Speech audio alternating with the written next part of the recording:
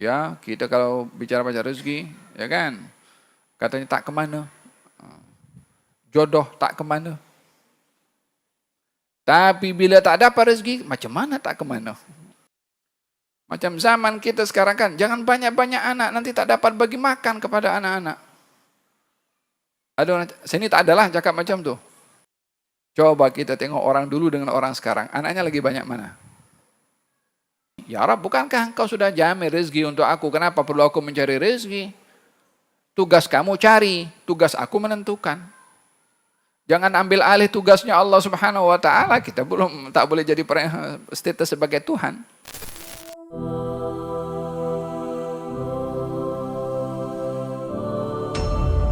Sesungguhnya janjinya Allah itu pasti akan diberi. Seseorang ini perlu menguji keyakinannya ke atas janjinya Allah.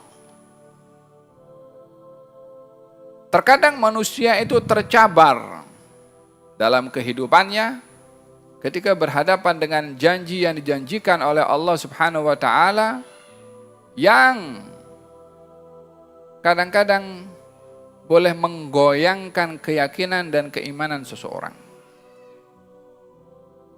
Buktinya,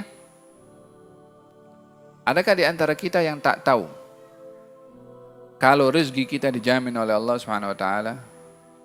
Ya, kita kalau bicara rezeki, ya kan, katanya tak kemana, jodoh tak kemana. Tapi bila tak dapat rezeki, macam mana tak kemana?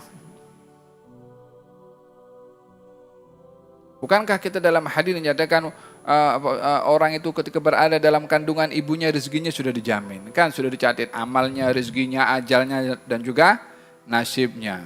Dicatat oleh Allah Subhanahu wa taala ketika dalam usia kandungan ibunya 120 hari.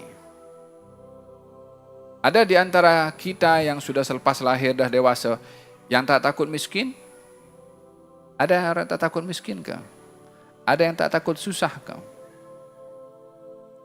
Takut tak takut? Kita perlu untuk menguji. Tuhan saya kata bahwasanya rezeki saya dijamin.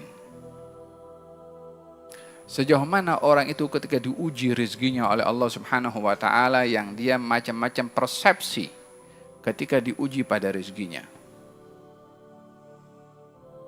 Walihada dalam Al-Quranul Karim Allah Subhanahu wa taala berfirman, "Wala taqtulu auladakum khasyata imlaq. Nahnu narzuqukum wa iyyahum." Kamu jangan bunuh anak-anak kamu karena kamu takut miskin. Kami yang beri rezeki kamu, kami juga yang beri rezeki anak kamu. Lah kamu bunuh anak kamu karena takut miskin, yang beri rezeki bukan kamu. Kenapa kamu bunuh? Ya kan? Iman, keyakinan akan janjinya Allah Subhanahu wa taala lemah.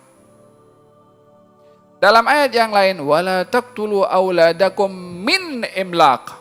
Jangan kamu bunuh anak-anak kamu karena kamu miskin. Yang tadi karena takut miskin.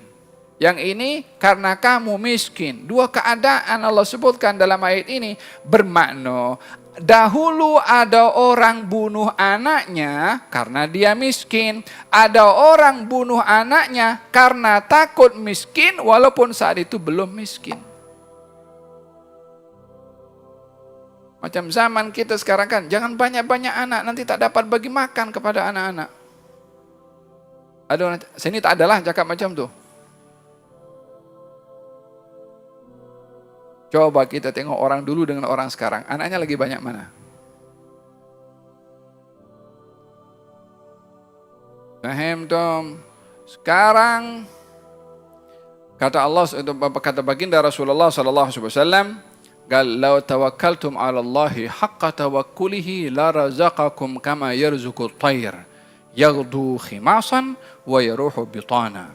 Kalau kamu betul bertawakal kepada Allah, Allah pasti akan memberi rezeki kepada kamu seperti mana Allah beri rezeki kepada seekor burung terbang dalam keadaan lapar, balik ke sangkarnya dalam keadaan kenyang.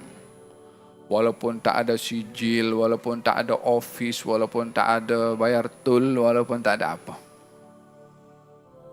So apakah bermakna dalam hal ini kita tak perlu berusaha? Tidak, tetap berusaha. Masalahnya pada keyakinan kita terhadap rezeki. Saat kita mengambil langkah usaha sebagai wasilah, diuji kita punya keyakinan kepada Allah atas usaha kita. Adakah kita bergantung kepada wasilah yang kita ambil, usaha yang kita lakukan, ataupun kita lebih berkeyakinan bahwasanya yang dicatat oleh Allah itu pasti akan datang. Oleh hadafil hadis, tidak ada seorang pun yang akan mati diambil nyawanya oleh Allah, melainkan rizkinya akan sampai dulu kepadanya, walaupun sesuap nasi yang akan masuk ke mulutnya. Selagi suap nasi itu merupakan rizki kepadanya, tak akan meninggal, melainkan rizkinya dah sempurna dulu. Wa ma min dabbatin fil ardi illa 'ala Allahi rizquha. Tidak ada yang melata di atas muka bumi ini kecuali dijamin rezekinya oleh Allah Subhanahu wa taala. Jadi macam mana kita punya sikap kepada rezeki? Rezeki saya sudah dijamin oleh Allah Subhanahu wa taala. Adakah saya perlu duduk pangku tangan saja kat rumah tunggu rezeki datang daripada langit? Tidak, Tuhan saya suruh saya untuk saya berusaha, untuk saya bekerja. Katanya rezekinya dijamin. Iya, yang menjamin yang di atas. Yang menjamin itu Tuhan. Kita bukan ada agreement dengan Allah Subhanahu wa taala untuk hantar laporan kepada kita berapa banyak rezeki yang kita dapat dan bila kita akan dapat. Yang diketahui oleh Allah adalah haknya Allah. Tapi Allah suruh kita, yang jamin kita punya rezeki, yang menjanjikan kepada kita rezeki, dia juga yang suruh kita bekerja. Dia juga yang suruh kita berusaha. Dia juga yang suruh kita bergerak.